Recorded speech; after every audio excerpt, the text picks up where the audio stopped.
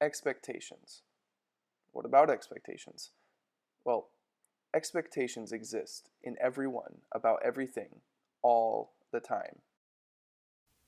Expectations are probably pretty important, especially in education, as if teachers expect that their students aren't very good, they probably, you know, will never expect good things from the student, and the student will just keep doing those bad things. I don't know, stuff, but it's probably important in education. Whoa, wait a minute. What was that? That didn't seem like professional quality to me. Now what you're expecting from this video clip is probably a little different than what you were expecting in the last video clip. We all have expectations. We take presuppositions into everyday situations and into our classrooms. The way we view life is going to drastically change the way we view people. We're dealing with some presuppositions here that must be addressed. First off, as Joy McCullough says in her book Kingdom Living in Your Classroom, one of the fundamental and all-encompassing visions we have as people and as teachers is our view of people. Our view of people will affect everything we do in life and in our classrooms. In our classrooms, it will affect what we expect in terms of students' behavior, learning, and interpersonal relationships. We must know that children are beings, but they are also becomings. Children are who they are right now, but they are also people in the process of becoming something else. Teachers have the ability to see students grow and thrive if they create a positive and encouraging environment. So how would a teacher create this positive and encouraging environment? Well, they would clearly communicate their expectations to their students. Teacher expectations clearly do influence students, at least sometimes. Wait, why only sometimes? Wouldn't teachers' expectations constantly influence their students? Well, the results based off research are mixed. Some believe that teachers' expectations strongly influence their students. Others would say teachers' expectations of their students doesn't influence students' achievements that much, or the research is inconclusive or inconsistent, or even poorly conducted. So with all this disagreement, where does that leave us? We know there are those that would argue that teachers' expectations of their students strongly influence their students' achievements. There are also plenty of people that don't believe teachers' expectations influence their students that much. Either that or they believe the research is inconclusive or even poorly conducted. Okay, so for the sake of this presentation, let's assume that teachers' expectations actually do influence students. And remember, there's plenty of research that supports this.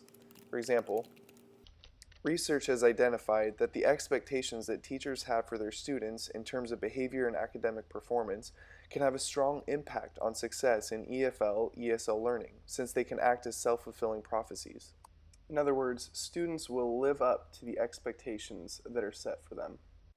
And yet, unfortunately, research shows that teachers rarely make their expectations known to their students.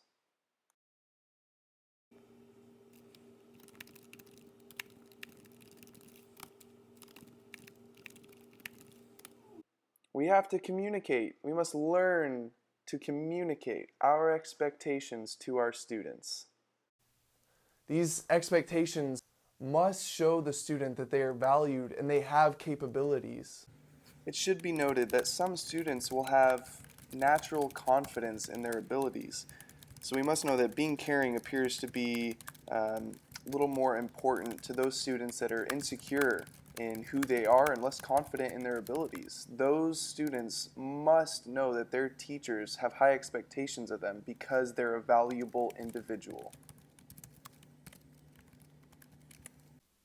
What if teachers had high expectations for their students that were also realistic, and their expectations weren't fully based on their race and socioeconomic status, or gender, or history, or performance level? What if teachers just expected great things from their students because they were there to serve and empower their students. In the business world, this might be called a level 5 leader. All teachers are leaders, therefore all teachers should be a level 5 leader. Level 5 leaders build enduring greatness, and teachers should build enduring greatness in their students. Level 5 leaders display humility combined with an intense professional will. Teachers' first and foremost ambition should be their students, not the institution and not themselves. Remember to put your students first when developing expectations for them. Let's talk about a simple tool that I've developed that ties together your developed expectations for your students and enables you to communicate those expectations to your students so that they may succeed. In order to set realistic expectations for your students and be prepared to communicate those expectations effectively, you must learn to observe your students. It doesn't really matter what your observations are. The point is to understand who your students are, to pay attention to them. Let's say you observe that one of your students looks sad or doesn't think that anyone believes in him. Well, you need to make those observations. Take note of what you've observed about your student. Once you've made those observations, it's important to move on to the next step, which is reflect. What do those observations make you feel? How do you think the student feels in light of your observations? And how can you develop those observations into realistic expectations? And how can you prepare yourself to communicate those expectations to the student, both verbally and non-verbally? Once you've developed your expectations for your students and you're prepared to communicate those expectations, it's time to simply begin presenting your expectations to the student. This can be done through verbal communication, and it'll also be done in your own mind and how you non-verbally communicate those expectations to the student. And if you ever get stuck or you believe your expectations aren't correct for an individual student, you just go back through the triangle. You observe, you reflect, and you present. And when in doubt, go back through the loop and observe, reflect, and present again. This isn't about creating a false sense of hope in students. Our expectations should be realistic, but we should also see things that the students may not see. We should see their ability to be creative, their ability to connect with other students, their ability to encourage, whatever it may be. Research is mostly limited to the standardized testing and IQ scores in regards to teacher expectations and the effects they have on students. But as educators, let's make sure our students remain our priority. Yes, standardized testing is important. IQ scores, grades, these are all very important things. But let's set our students up for success, not only now, but in the future. Take this simple and effective tool to develop your own expectations for your students and to communicate those expectations to them. Or don't. The whole point is to be engaged in your students' lives, to be aware of what they're going through, and to be able to encourage them. So how is this relevant in today's educational system? Well, how many students are you aware of that don't fully believe in themselves, that are unaware of their true potential?